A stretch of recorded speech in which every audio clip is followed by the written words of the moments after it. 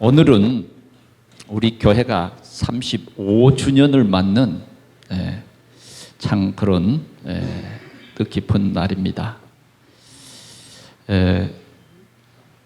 이 교회를 12월 4일 날 입당 예배를 설립 예배를 드렸습니다.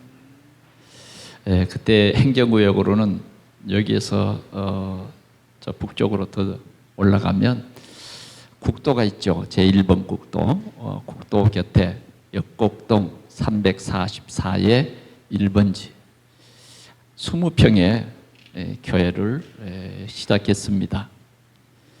교인은 저희 가족뿐이었죠.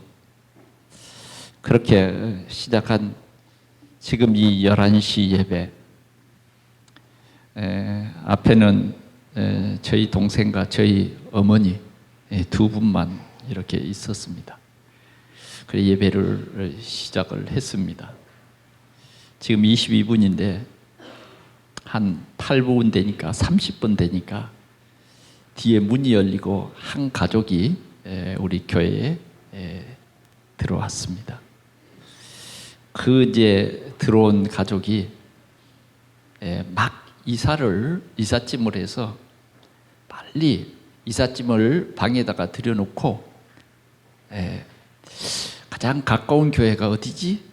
그리고 보니까 길 건너편에 우리 동산교회가 있는 것을 보고 우리 교회에 들어왔어요.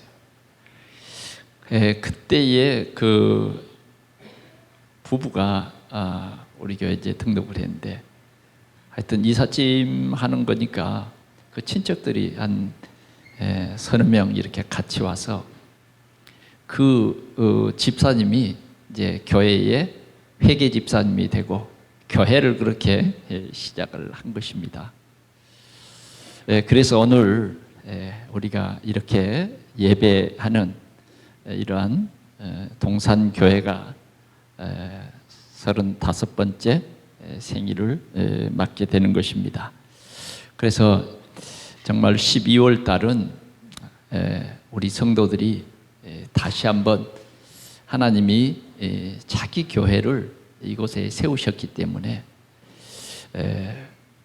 이 귀한 언약을 잡고 우리가 주님의 귀한 몸된 지체로서 땅끝까지 이 생명의 복음을 전하는 그러한 우리 동산교회가 될 수 있기를 바랍니다.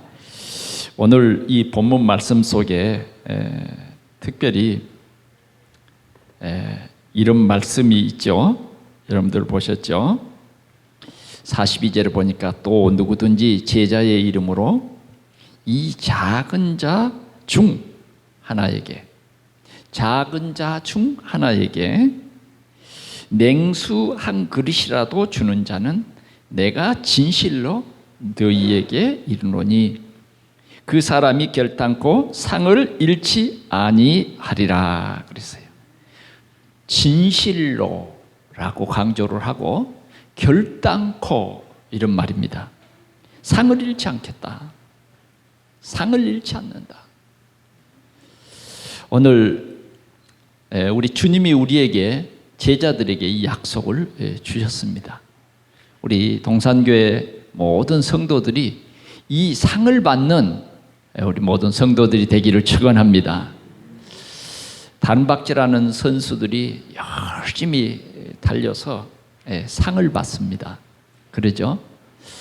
그런데 히브리서 11장 24절에서 26절에 보니까 상을 받는 사람, 상을 바라본 사람이 한 사람 있어요. 그 사람은 모세입니다. 모세의 어머니는 복음이 없는 그 시대를 보면서 렘넌트의 언약을 붙잡고 모세를 생명을 걸고 모세를 키웠어요. 생명을 걸고. 이 모세를 키우는 것은 생명을 걸지 않으면 키울 수가 없어요. 그 시대예요. 그래서 생명을 걸고 이 모세를 석 달 동안 길렀는데 하나님께서 은혜를 주신 거예요. 하나님께서 그 현장에 바로의 공주를 보내셨어요. 그래서 바로의 공주의 아들이라고 하는 이 보호막 속에서 모세는 자랍니다. 그러나 그의 어머니는 그런 환경 속에서 정말 이 모세에게 생명의 복음을 가르친 것입니다. 하나님이 너를 통해서 메시아가 날 땅, 가나안 땅으로 이스라엘 백성들이 인도할 것이다. 모세는 어렸을 때부터요, 그 언약, 어머니로부터 언약을 붙잡았어요. 언약을 가진 이 어머니로부터 언약을 가진 그런 렘넌트로 자라게 된 것입니다. 그렇게 해서 모세는 정말 바로의 공주의 아들이라 칭함을 거절하고, 대단한 렘넌트죠. 우리는 이렇게 출세와 성공이라 그러면 기회를 놓치지 않을 거예요. 그런데 모세는 진짜 복음이 바로 깨달아지니까, 전도가 바로 깨달아지니까, 복음의 가치와 전도의 가치가 무언가를 알게 되니까 생명을 거는 거예요. 바로의 공주의 아들이라 칭함을 거절하고, 어떻게 합니까? 도리어 하나님의 백성과 함께 고난받는 그 길을 택합니다. 그 길을 택해요. 25절을 보니까 그리스도를 위해서 받는 수모를 애굽의 모든 보화보다 더 큰 재물로 여겼으니 이는 상 주심을 바라봅니다. 히브리서 기자는 이렇게 밝히 말하고 있습니다. 애굽의 모든 상, 모든 모화, 그것과 하나님이 주신, 위에서 주시는 그 상을 비교가 안 된다. 모세는 그렇게 자랐다는 것입니다. 오늘 우리 동산의 렘넌트들이 그렇게 자랄 수 있도록 우리는 우리 렘넌트들에게 확실한 복음을 증거해야 하겠습니다.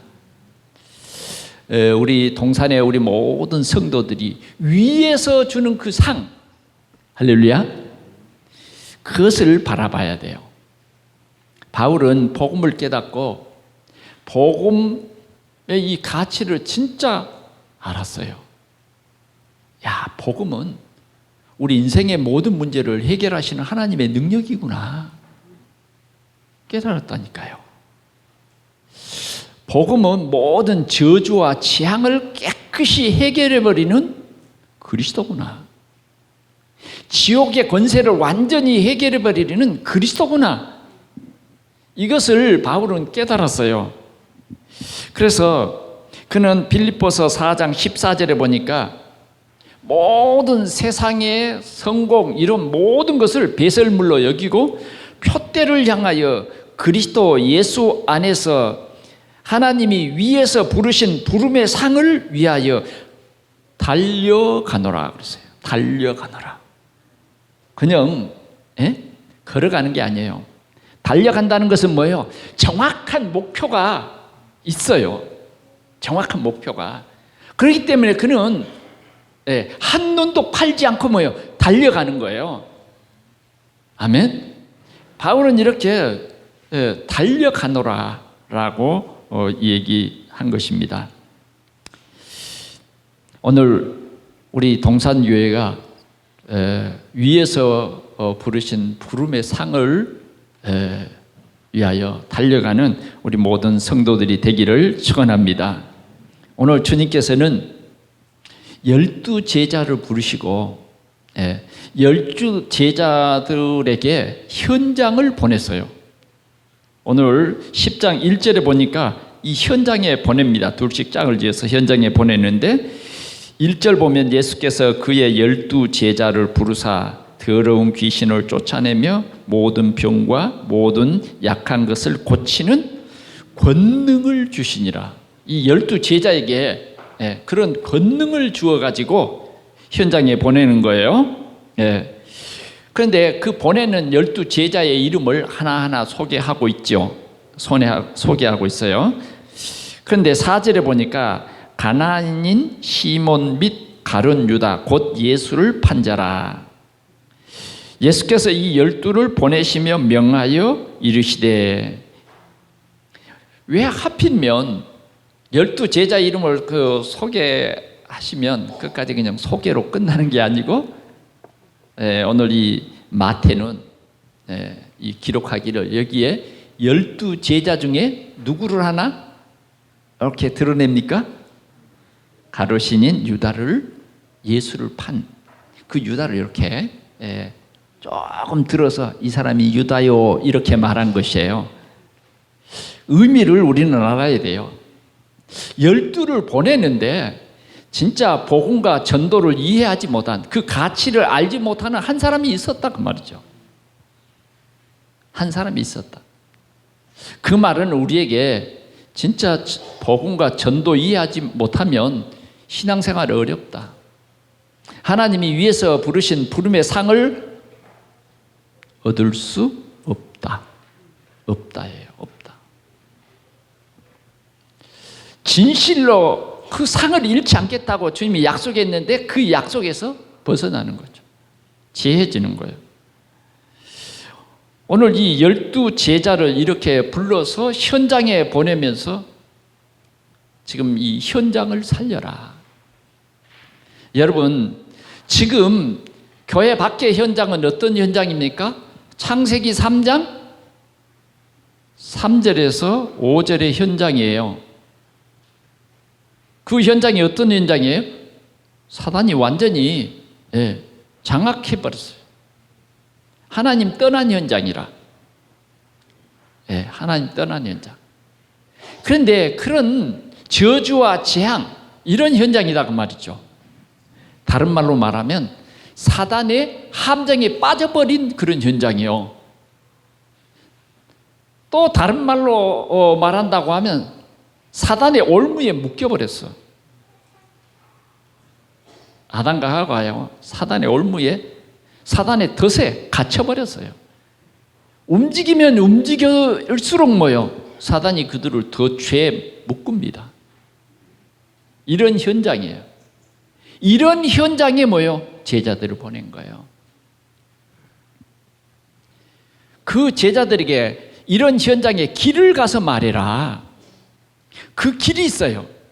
한 길이 있는데 그게 뭐냐면 창세기 3장 15절이에요. 여자의 후손이, 그 말이에요. 여자의 후손인 메시아 그리스도가 우리의 모든 문제를 해결하고 하나님 만나는 그 길이 바로 이 그리스도가 가서 그 그리스도를 말하는 거예요. 그래서 제자들을 그 현장에 보내신 것입니다.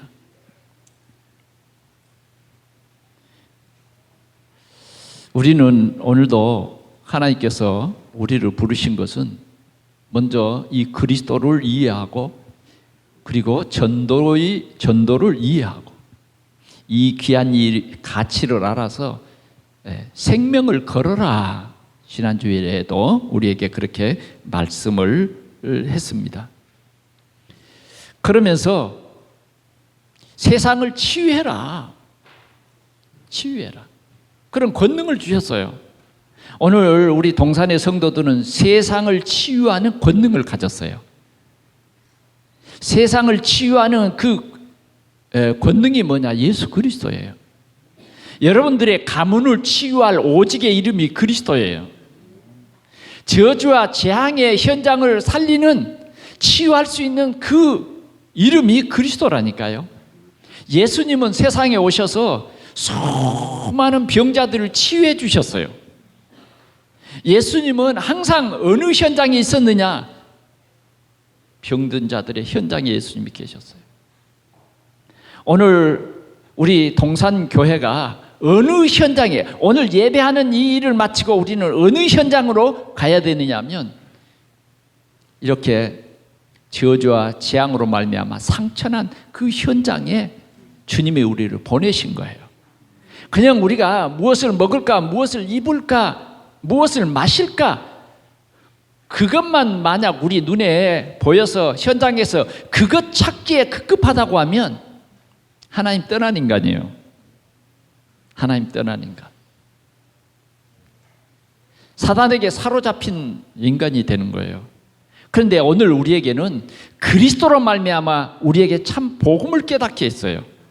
그래서 참 전도를 깨닫게 했어요. 그 예수 그리스도의 이름으로 세상을 치유하라. 아멘. 세상을 치유하라. 세상에는 많은 사람들이 지금 뭐예요? 우상을 섬김으로 정신병에 걸려 있어요. 이 정신병은 어디서 오느냐? 우상 섬기는 데서 오는 것입니다. 오늘 세상은 수많은 우리 청소년들이 잘못된 각인, 잘못된 뿌리, 잘못된 체질로 지금 엄청난 고통을 당하고 있습니다. 그런데 이 생명의 복음을 전해줄 교회가 없고 생명을 전해줄 사람이 없다 그 말이에요. 없다 그 말이에요. 그래서 예수님께서는 제자들을 3년 동안 훈련하시고 뭐예요? 이 제자들을 현장에 보내신 거예요. 그 보내실 때에 더러운 귀신을 쫓아내며 그랬어요. 더러운 귀신입니다. 귀신이 깨끗한 귀신이 아니에요. 아주 더러운 귀신이에요. 여러분들을 너무 더럽게 만들어버려요. 더러운 귀신입니다. 그래, 여러분 봐보세요. 깃발이 많이 흔들리는 곳은 대부분 뭐예요? 더러운 곳이에요. 더러운 곳. 깨끗한 데 못 가. 요사이는 보니까 이제 막 연립주택 이쪽으로 이런 무당들이 깃발을 꽂고 그러더라고요. 저희 집이 있는데도 보면 산 골짜기로 들어가면 거기에 굿당이 있어. 굿당. 이 밖으로 못 나와요. 더러운 골짜기, 길도 제대로 없는 그런 거기에서 굿해지고 그 사람을 망하게 하는 그 일을 하고 있는 거예요. 빛으로 못 나와요. 더러운 귀신을 쫓아내며 뭐요? 모든 병과 모든 약한 것을 고치는 능력을, 권능을 주셨다고 말이에요. 그 권능을 우리에게 주셨단 말이에요. 오늘 우리는 이 사실을 깨달아야 하겠습니다. 그러면 우리는 첫 번째 생각할 것은 뭐냐? 오늘 우리는 전도자의 여정을 찾아가라는 것입니다. 오늘 우리 동산교회가 전도자의 여정을 찾아가라. 하나님께서 우리 동산교회를 여기 신앙촌 입구에 세웠어요.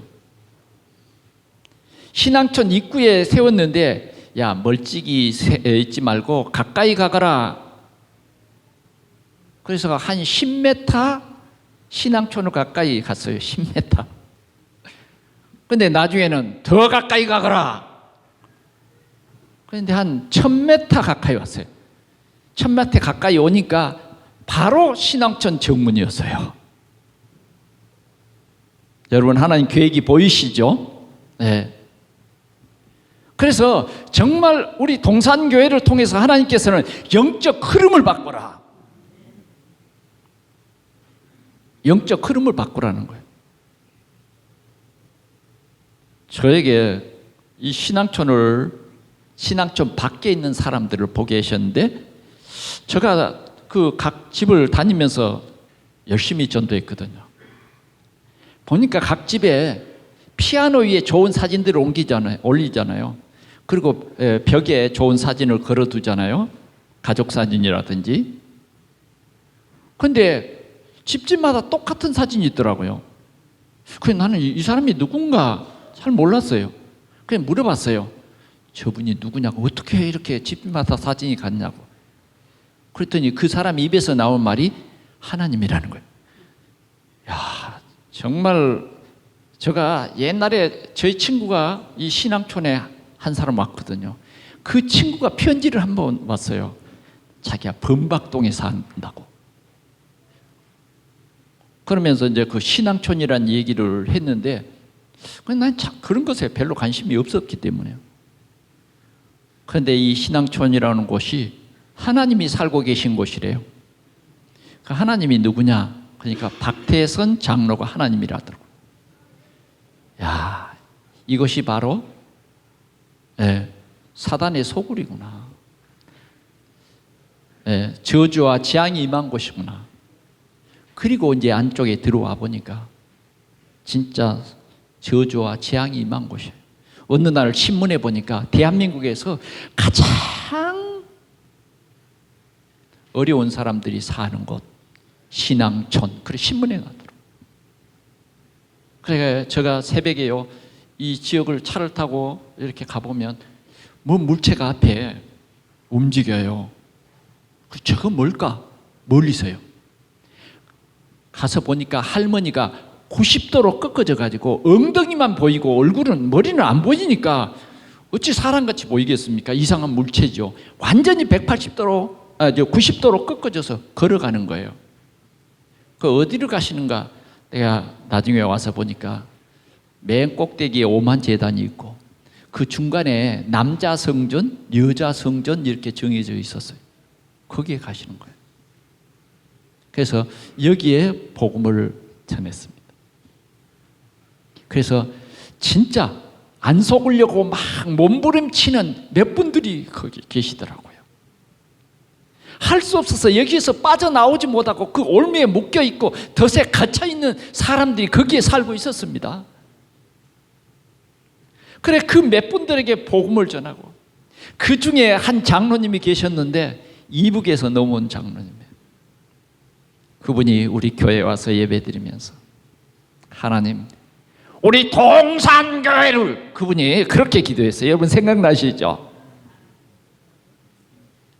성전을 건축하는데 그분은요 휠체어를 타고 다닙니다. 전동 휠체어. 소변도 볼 수 없는 그런 참 굉장한 분이었어요. 그런데 그분은 성전 건축할 때 늘 성전 앞에 그걸 세워놓고 성전 건축하는 것을 기도하면서 보고 있는 거예요. 그 외에도 여러분 잘 아시죠? 이 신앙촌 복음을 전파하도록 했고, 여러분 여기에서 큰 열매가 나왔는데 박태선 부인이 이 복음을 듣게 된 것입니다. 그래서 부인이 전도사가 됐어요. 하나님께서는 이런 생명을 살리는 전도자의 여정을 우리에게 가라는 것이에요. 우리가 정말 복음의 가치, 복음은 뭐예요? 모든 문제 해결이에요. 모든 문제 해결. 어떤 문제라도 해결되지 않을 것이 없어요. 왜? 하나님이 모든 문제의 해결자로 그리스도를 보내셨고, 그 그리스도께서 십자가에서 우리의 모든 문제를 다 피 흘려서 해결해 버렸기 때문입니다.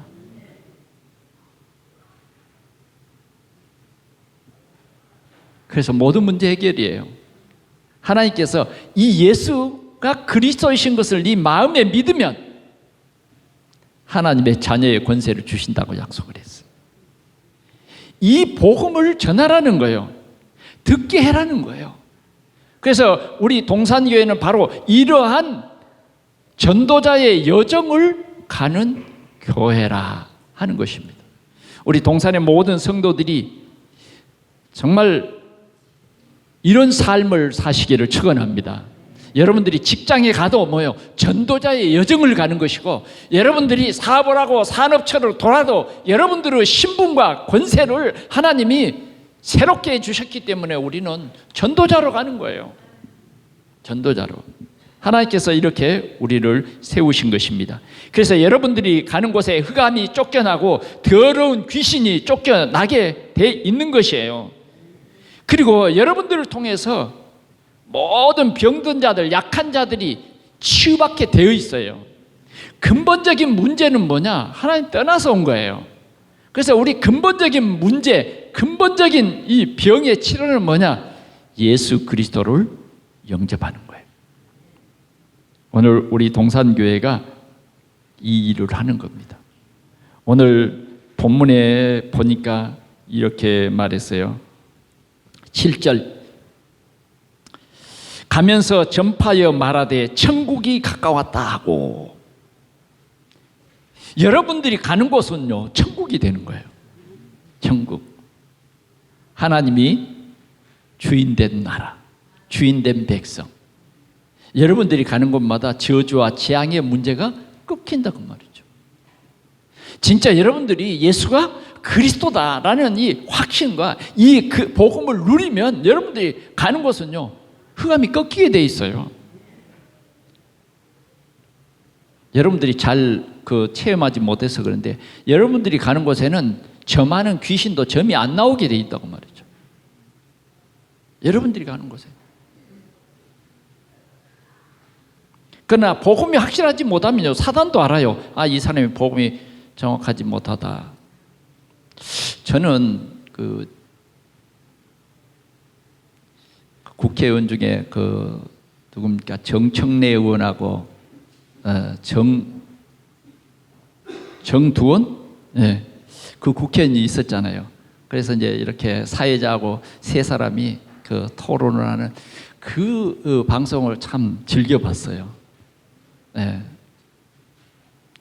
그런데 어느 날 정두원 의원이 자살을 했다 그러더라고요.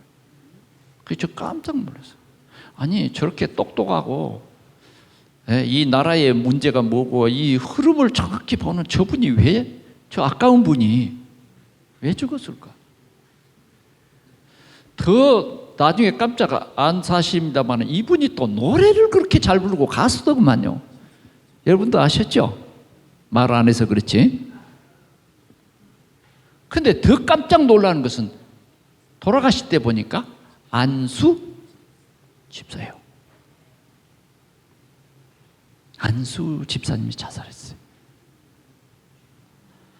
참 가슴이 좀 무너졌습니다.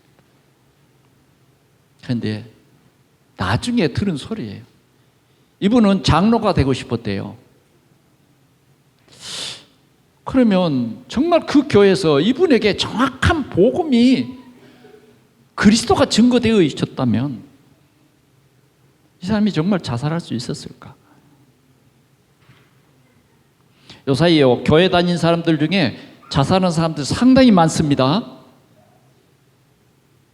참 복음이 증거되지 않는다는 증거예요.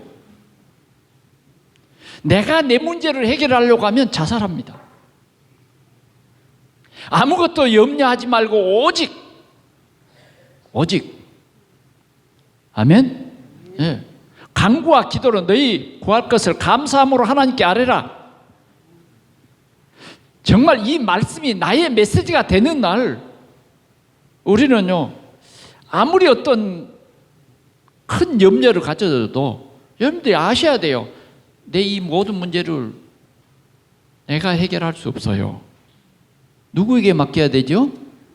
주님께 맡깁니다. 맡기세요. 탕자가 자기 문제를 해결하려고 해도 해결하려고 할수록 뭐예요? 안 되는 거예요. 그래서 탕자가 용기를 냈어요. 야, 이대로 돼지같이 인생을 살다가 갔다가면 돼지가 먹는 쥐염내매로 배도 채우지 못하고 굶어 죽게 되겠구나. 에란 모르겠다. 그냥 그 옷을 털어 입고 그냥 내 아버지 집에 품꾼으로 가야 되겠다. 야, 그런 용기를 가지고. 근데 뭐예요? 아버지는 그 아들을 기다리고 있는 거예요. 그 아들이 아버지를 보기 전에 뭐예요? 아버지가 아들을 먼저 발견하고 뭐예요? 쫓아가서 품에 안는 거예요. 옷도 안 벗기고. 여러분, 그게 아버지예요. 에이, 더럽다 이거. 못 안아주겠네? 그건 아버지가 아니에요. 아저씨예요. 아저씨라니까. 여러분 막 손자도 좋아하고 뭐 남의 이 아이 보면 막 좋아하는데 막 코딱지가 이렇게 묻어 있으면 뭐예요? 잘 안고 뽀뽀해요? 못 해주죠. 근데 이 아버지는요, 탁 보면 이랬다가 다시 찾은 내 아들이다. 훨씬 좋아하는 거 있죠. 이게 복음이거든요. 이게 오늘 주님은 우리에게 이 전도자의 여정을 찾아라.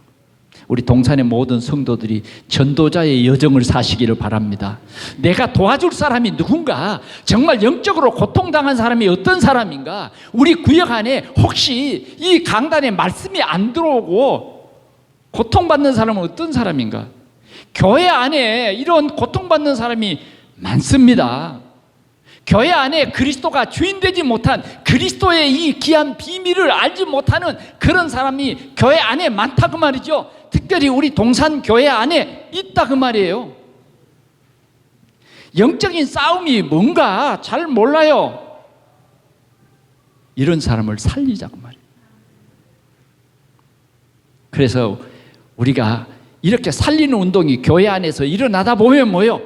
이제는 세상이 보이는 거예요. 신앙촌이 보이는 거예요. 정말 고통받는 내 이웃이 보이는 거예요. 성공자의 그 속이 보이는 거예요. 그게 바로 전도자의 여정을 가는 거예요. 우리 동산교회가 정말 전도자의 여정을 가는 우리 교회가 되시기를 축원합니다. 그런데 두 번째는 두려워하지 말라 하는 내용입니다. 여러분들이 가진 성경의 28절에 보면 몸은 죽여도 영혼을 능히 죽이지 못하는 자들을 두려워하지 말고 그랬어요. 또 그 밑에 보니까 31절에도 두려워하지 말라. 저는 안 찾아봤습니다만은 두려워하지 말라가 성경에 몇 번 써 있다고요? 몇 번 혹시 아세요? 365번 써졌대요. 그렇지, 날마다 우리가 두려워했는가 봐요. 날마다 두려워하는 일이 많이 있나 봐요. 두려워하지 말라는 거예요. 근데 실제로 왜 두려워하지 말라 그러냐면 두려움의 현장이에요. 두려움의 현장. 그래서 우리가 전도자가 가는 길에는 항상 뭐가 기다리고 있냐면 핍박이 기다리고 있어요. 예, 핍박이 기다리고 있죠.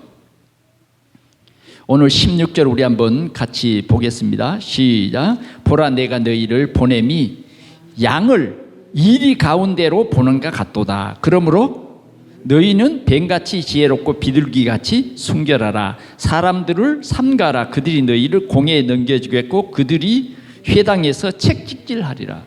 이 핍박이 있을 것이라는 거예요. 핍박이 있을 거예요. 양을 이리떼에게 보내면 어떻게 했어요? 한번 생각해 보십시오. 이리떼 속에 양을 한 마리 집어넣으면 어떻게 되겠어요? 쫄아가지고 막 울겠죠. 이리들은 뭐예요? 야, 오늘 참 소고기가 왔구나. 오늘 실컷 먹어보자. 새끼들아 이리 모여라. 갈기갈기 찢어서 너희들이 먹기에 딱 맞도록 주마. 이렇게 했잖아요. 이리떼에게 양을 보낸 것 같도다. 그러나 주님은 우리에게 약속했어요. 뭐라고 약속했느냐? 내가 세상 끝날까지 너희와 항상 함께하리라. 아멘. 항상 함께하리라. 하나님이 나와 함께 하신다고 하는 이 비밀을 우리는 붙잡아야 되겠습니다. 하나님이 나와 함께, 그리스도로 함께하는 것입니다. 그래서 이 핍박이라고 하는 것이 뭐냐? 정말 이 핍박 속에서 우리는 그리스도를 증거하는 것이고 그 핍박 속에 하나님의 큰 축복이 숨겨져 있는 것입니다. 그래, 주님은 두려워하지 말라 하면서 첫 번째로 뭐라고 그랬느냐? 8절 말씀 다시 한번 보겠습니다. 병든 자를 고치며 죽은 자를 살리며 나병 환자를 깨끗하게 하며 귀신을 쫓아내되 너희가 거저받았으니 거저주어라. 네.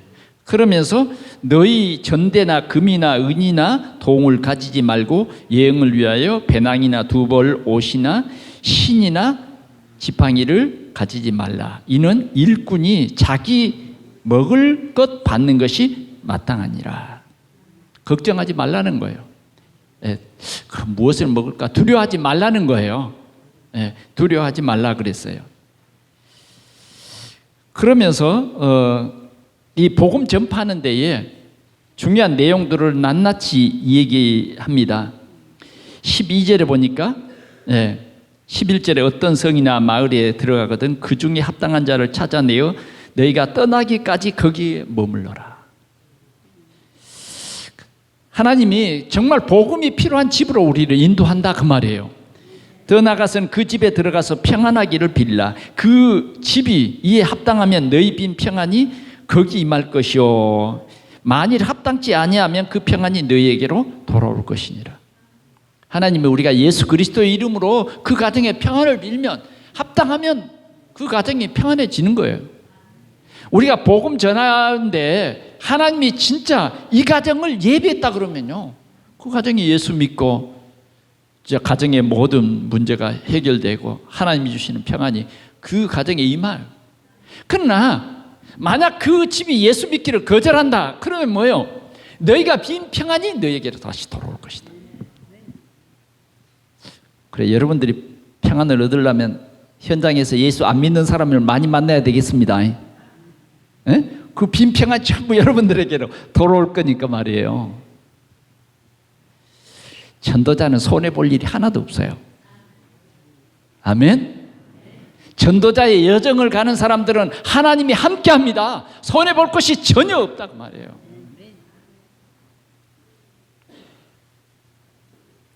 14절요.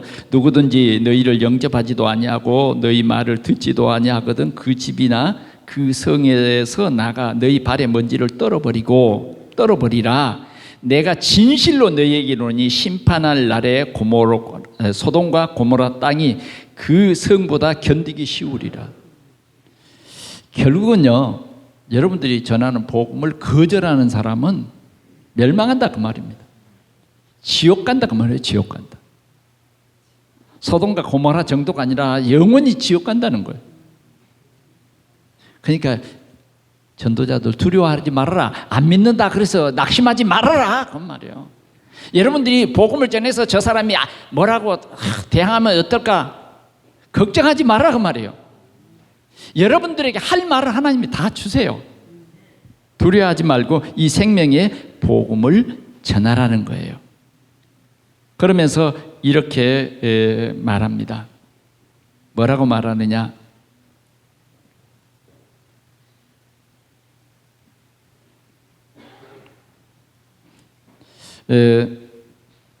우리가 전하는 복음으로 말미암아 큰 어려움이 있는 것을 얘기해요. 20절 말씀, 말하는 이는 너희가 아니라 너희 속에 말씀하시는 이 곧 너희 아버지의 성령이시라. 장차 형제가 형제를, 아버지가 자식을 죽는 데 내어주며 자식이 부모를 대적하여 죽게 하리라. 또 너희가 내 이름으로 말미암아 모든 사람에게 미움을 받으리니 끝까지 견디는 자는 구원을 얻으리라. 이 동네에서 너희를 박해하거든 저 동네로 피하라. 내가 진실로 너희에게 이르노니 이스라엘 모든 동네를 다 다니지 못하여서 인자가 오리라. 아멘. 두려워하지 말라는 거예요. 두려워하지 말라. 자, 그 다음 말씀을 보겠습니다. 26절. 그런즉 그들을 두려워하지 말라. 감추인 것이 드러나지 않을 것이 없고 숨은 것이 알려지지 않을 것이 없느니라. 내가 너희에게 어두운 데서 이르는 것을 광명한 데서 말하며 너희가 귓속말로 들은 것을 집 위에서 전파하리라. 염려하지 말라는 것입니다. 34절 같이 한번 볼까요? 시작. 내가 세상에 화평을 주러 온 줄로 생각하지 말라. 화평이 아니요 금을 주러 왔노라. 내가 온 것은 사람이 그 아버지와 딸이, 어미와 며느리가, 시어머니와 며느리가 시어머니와 불화하게 하려 함이라. 집안 사람의 원수가 집안 자기 집안 식구리라. 이게 무슨 말이죠? 이해되죠?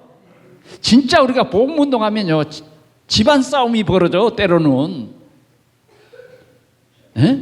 집안 싸움이 벌어진다니까요. 복음 때문에 때로는 막 오해도 하고 이런 어려움도 당한다는 것입니다. 그러나 주님은 말합니다. 그런 모든 핍박이 전도자가 받는 핍박은 하나님 다 보상한다는 거예요.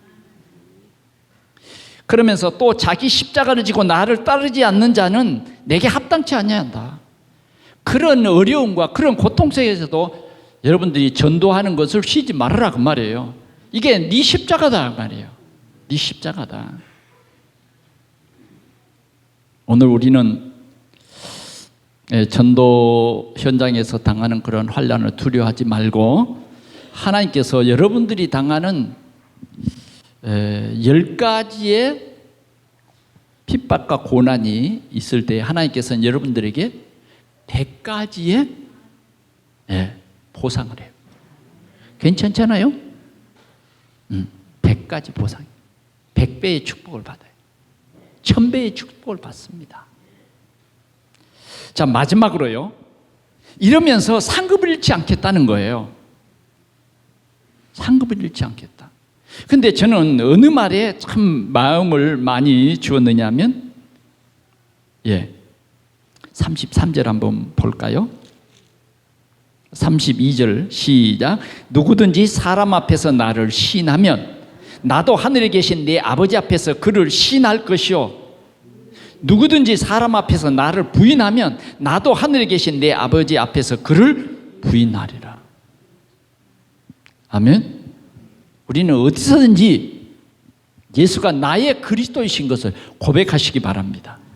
그러면 하나님 앞에서 여러분들을 우리 주님이 나의 친구라고 반드시 여러분들을 시인할 것입니다.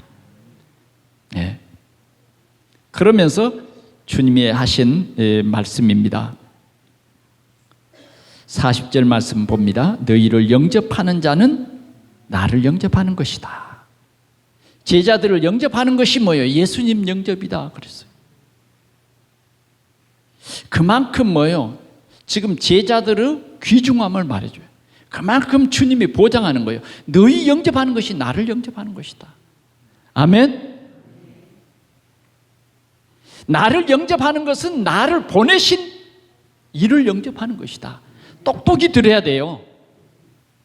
누구를 영접하는 것이라고요? 전도자 한 사람을 영접하는 것이 하나님 영접하는 것이다. 아멘. 그 다음 두 번째를 볼까요? 그렇게 이제 원리를 설명을 했어요. 두 번째는 뭐라 그랬느냐? 선지자의 이름으로 선지자를 영접하는 자는 선지자의 상을 받고 의인의 이름으로 의인을 영접하는 자는 의인의 상을 받으리라. 이렇게 말씀했다. 그리고 더 가까이 우리에게 주시는 메시지가 이거예요. 또 누구든지 제자의 이름으로 이 작은 자 중 하나에게, 제자의 이름으로 작은 자 중 하나에게, 큰 자가 아니에요. 목사님을 대접한다, 장로님을 대접한다, 그게 하나님께서는 제일 큰 것이다 그렇게 하지 않는다 그 말이에요. 작은 전도자, 오늘 이 말씀은요, 하나님께서는 이 작은 것 소홀히 하지 않는다 그 말이에요. 천국에서는 이 작은 것 하나 소홀히 여기지 않는다 그 말이에요. 아멘. 작은 자 중 하나에게 한 것이, 하나에게 한 것이 뭐예요? 냉수 한 그릇. 큰 것도 아니에요. 냉수 한 그릇. 냉수 한 그릇 그 대접한 것, 그 상등을 잃지 않겠다. 내가 진실로 너에게 이르노니 그 사람이 결탄코 그 상을 잃지 아니하리라. 무슨 말씀인지 이해됩니까? 그 사람이 잃지 않는다 이 말이에요. 그 사람이 잃지 않는데요. 그 말은 뭔 말이에요? 작은 전도자에게 대접했는데 전도자가 대접한 그 작은 전도자가 다른 사람 보니까 진짜 사람 차별도 있고 그런데 이 작은 자는 진짜 복음 전하는 하찮은 전도자다 그 말이에요. 이해되세요? 예를 들어서 말하면 나만 집에 계집 아이가 있었어. 근데 그 계집 아이가 나만에게 복음을 전한 거야. 복음을 전한 거야. 그러면 그 전도자가 복음만 전하고 그만 있겠어요?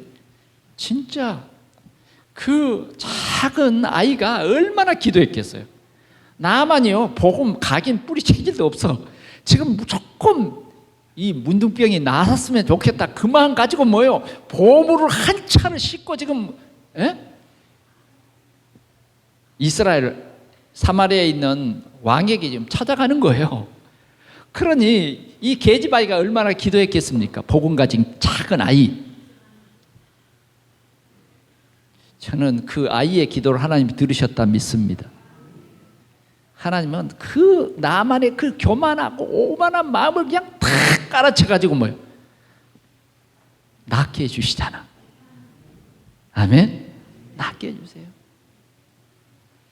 우리가 전도자 한 사람 작은, 정말 이름도 없는 생명의 복음 운동하는 작은 숨어있는 한 사람에게 냉수 한 그릇, 별것도 아니야. 냉수 한 그릇. 아멘. 큰 것이 아니에요. 냉수 한 그릇이라니까. 냉수 한 그릇, 그것을 그 사람은 결코 잊지 않는다. 그 말은 그 사람이 그 상을 그 대접을 받고 뭐요? 위에 계신 분에게 기도한다 그 말이에요. 기도해. 그러면 하나님께서 그 전도자의 기도를 듣고 축복하겠다 그 말이에요. 아멘.